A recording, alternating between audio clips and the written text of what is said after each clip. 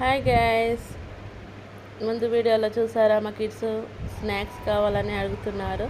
So నేను వాళ్ళు అడిగిన రెసిపీ వచ్చేసి పొటాటో చిప్స్ అండి. నేను వాళ్ళకి స్నాక్స్ కావాలంట, సో ఇప్పుడు చేస్తున్నాను. చూడండి, ఫస్ట్ నేను పొటాటోస్ని వాష్ చేసుకొని పీలప్ చేసి స్లైసెస్ చేసుకున్నాను.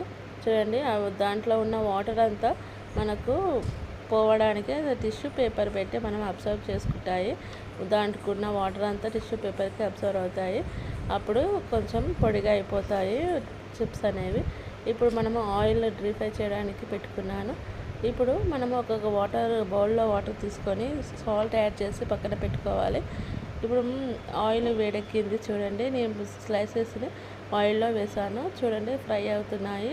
ఇప్పుడు మనం యాడ్ చేసుకున్న సాల్ట్ వాటర్ ఉన్నాయి కదా, అది మనం 1 or 2 టేబుల్ స్పూన్ మనము దాంట్లో ఆయిల్లో యాడ్ చేయాలి. అప్పుడు ఆ సాల్ట్ అనేది అన్ని పొటాటో స్లైస్కి స్ప్రెడ్ అవుతుంది, అన్నిటికీ పడుతుంది సాల్ట్ అనేది. ఇప్పుడు చూడండి, క్రిస్పీ ఆలు పొటాటో చిప్స్ ఎంత బాగుంటాయో. చూడండి, రెడీ అయిపోయాయి. మీరు కూడా బయట తినే బదులు ఇంట్లో చేసి పెట్టండి మీ కిడ్స్కి. చూసారా, పొటాటో చిప్స్ క్రిస్పీ.